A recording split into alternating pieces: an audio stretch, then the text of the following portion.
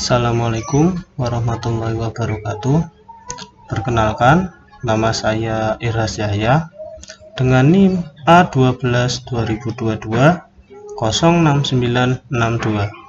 Di sini saya akan sedikit mempresentasikan terkait UTS manajemen proyek. Langsung saja, saya sudah membuat project charter yang mana saya pisah-pisah agar lebih enak untuk dipandang dan lebih mudah dipahami. Project charter sendiri adalah susunan project untuk melaksanakan suatu aktivitas, seperti di sini saya membuat web develop perumahan di rumahmurahsemarang.com, di mana project charter ini bertujuan untuk memonitor mulai dari kebutuhan, penyajian informasi, dan masih banyak lainnya. Di antara project charter sendiri, project ini juga mulai saya buat pada bulan Agustus tanggal 1 2023 dan selesai pada tanggal 1 November 2023. Untuk manajer IT-nya adalah saya sendiri.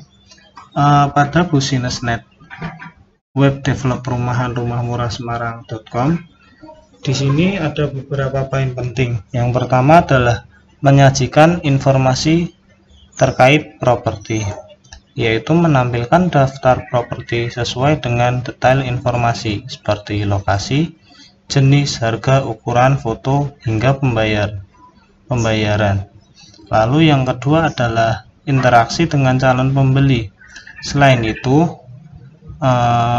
pada project charter ini juga kita dapat melihat interaksi pada calon pembeli, menyediakan alat pencarian properti yang efisien dan memudahkan calon pembeli untuk mengisi formulir kontak atau informasi lebih jelas. Yang ketiga adalah branding dan identitas perusahaan.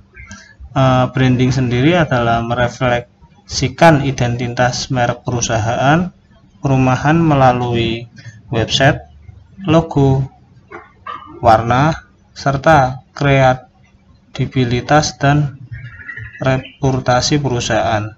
Yang keempat adalah pemasaran properti.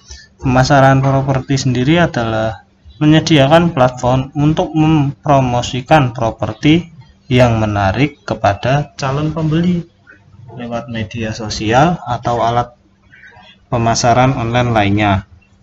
Yang kelima, memungkinkan tim perusahaan untuk dengan mudah mengelola, memperbarui, dan menambahkan konten dengan sistem konten CMS. CMS pun beragam. Ada CMS melalui WordPress. Kebetulan saya sendiri membuat CMS berbasis PHP, yang mana PHP tersebut saya menggunakan metode PHP natif, bukan kode igniter. Lalu yang keenam adalah analitik dan pelacakan. Melalui analitik website untuk melacak kinerja website seperti jumlah pengunjung, lama tinggal, dan konversi. Lalu ada optimasi SEO sendiri, memungkinkan peningkatan website visibilitas website di mesin pencarian menggunakan praktik SEO yang tepat, seperti pencarian kata kunci. Lalu ada juga pencarian deskripsi yang tepat untuk SEO. Semakin pencarian kata kunci dan artikel yang baik, maka tidak menutup kemungkinan website akan one page. Lalu ada kemampuan responsif, yaitu memastikan bahwa website dapat diakses dengan baik. Yang kesembilan, keamanan data, melindungi data pribadi dari calon pembeli dan informasi penting perusahaan, menggunakan sertifikat SSL untuk koneksi yang aman, seperti jasa niaga hoster. Lalu yang ke-10 adalah kemudahan navigasi, yaitu tata letak yang mudah sehingga pengunjung cepat mendapatkan informasi yang mereka cari. Yang terakhir adalah keterlibatan pengguna, yaitu menyediakan ruang untuk ulasan testimoni pelanggan. Selanjutnya adalah lingkup inklusi. Analis website sendiri ini juga memiliki project scope, yaitu lingkungan inklusi yang meliputi analis kebutuhan data, mulai data rumah, pelanggan, hingga data yang dibutuhkan perusahaan. Lalu ada desain website. Biasanya website ini sendiri memiliki 3 warna atau 3 komponen sehingga menjadi website yang dinamis. Lalu ada pengembangan website CMS menggunakan PHP natif. Lalu ada konten, pencarian properti, kontak dan formulir, SEO, pemasaran, pengujian hingga peluncuran. Adapun lingkungan eksternal. Lingkungan eksternal sendiri yaitu website yang responsif dan berfungsi dengan baik. Lalu ada juga konten yang berkualitas, menyediakan informasi lengkap. Dan ada juga laporan pencarian properti yang aktif. Selain itu ada lingkup internal yaitu biaya pengembangan website. Lalu ada lingkup eksekusi yaitu proyek akan dieksekusi oleh tim pengembang dari website perusahaan Rumah Murah Semarang. Lalu ada lingkup pengendalian perubahan, yaitu dalam lingkup ini diajukan dan disetujui melalui proses perubahan proyek sebelumnya yang mereka dapat implementasikan. Yang nomor 6, lingkup penerimaan. Website akan diterima jika memenuhi kriteria yang telah ditetapkan dalam dokumen proyek. Yang ketujuh adalah lingkup penyelesaian, yang mana proyek ini diselesaikan dalam waktu yang sudah ditentukan. Lalu ada deliverable, yaitu dari variable dari website perumahan adalah halaman beranda yang desainnya sudah sesuai dan dinamis. Lalu ada halaman properti yang menampilkan daftar properti beserta info terkait. Lalu ada halaman kontak dengan formulir, lalu ada halaman tentang perusahaan, ada blog atau berita, dan juga ada testimoni. Yang kedua adalah konten website. Ini mencakup semua teks, gambar, video, konten yang akan dimuat pada website perusahaan, sehingga memudahkan customer untuk mendapatkan informasi dengan cepat. Lalu ada desain website. Ini mencakup semua elemen dari grafis, yaitu website termasuk logo, warna, 3 warna, tata letak, elemen, dan desain. Alat pencarian properti sendiri atau filtering pada properti juga dapat berfungsi untuk memungkinkan pengguna mencari properti berdasarkan kriteria tertentu. Lalu ada formulir kontak untuk menghubungi perusahaan, ada laporan pengujian laporan, lalu ada dokumentasi, rencana peluncuran, rencana pemasaran, dan laporan hasil. Lalu ada juga risk and issue.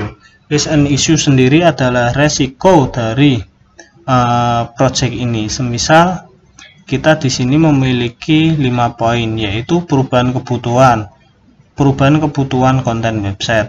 Lalu ada keterlambatan konten, kesalahan data karena error atau gala database, lalu ada masalah teknisi atau anggaran yang meleset.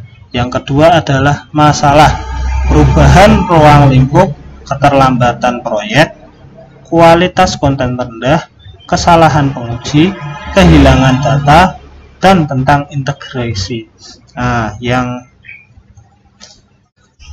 selanjutnya ada asumsi dan dependence.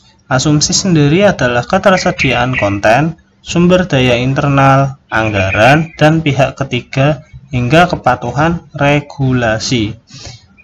Pada dependent atau ketergantungan ini, nantinya website Hasbil Property atau Rumah Murah Semarang akan berketergantungan pada teknologi, tim eksternal, izin, konten, anggaran, dan waktu. Selanjutnya ada finance. Finance adalah pembiayaan atau pendapatan. Lalu kita di sini juga melihat ada 4 poin penting, yaitu perkiraan pendapatan. Perkiraan pendapatan penjualan properti, jumlah pendapatan yang diharapkan dari penjualan properti melalui website ini. Lalu ada biaya langganan.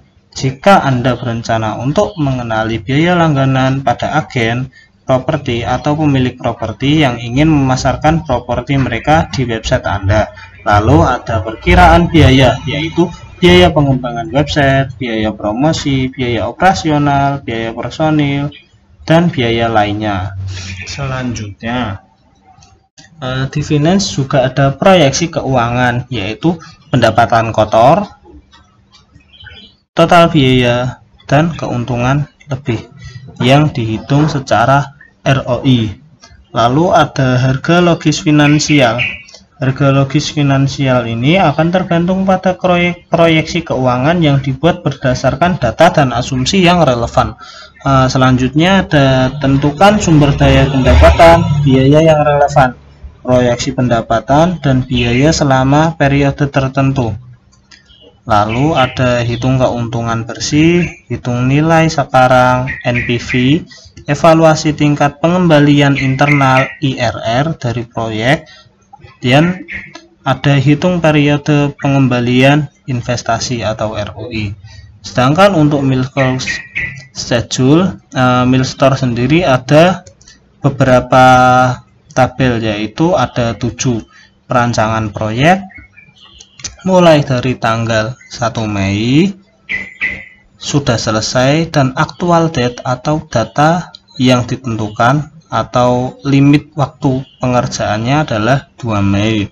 Lalu ada analis kebutuhan desain website yang dimulai tanggal 15 Juni dan harus selesai pada tanggal 16 Juni. Lalu ada pengembangan website yang dimulai dari yang selesai pada tanggal 15 September sebelum waktu 17 September 2023. Lalu ada peluncuran website yang sudah terselesaikan pada 1 Oktober 2023 sebelum jatuh tanggal 3 Oktober 2023.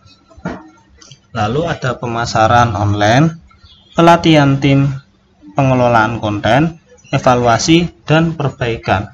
Pada target competition date dan actual date ini kita tidak dapat menentukan karena proyek ini bersifat lanjutan. Ya, selanjutnya yang terakhir adalah project team. Project team sendiri adalah project manager yang bertanggung jawab pada proyek ini. Seperti proyek manager ini ada Bapak Bibit Setiawan, Ibu Eli Isfiana Fatmawati. Lalu pada manajer IT-nya itu saya sendiri, yaitu Irah Yahya. Sedangkan manajer pelaksana adalah Sabil Al-Maqamul Amin. Sekian presentasi dari saya, kurang lebihnya mohon maaf. Walafuminkum. Wassalamualaikum warahmatullahi wabarakatuh.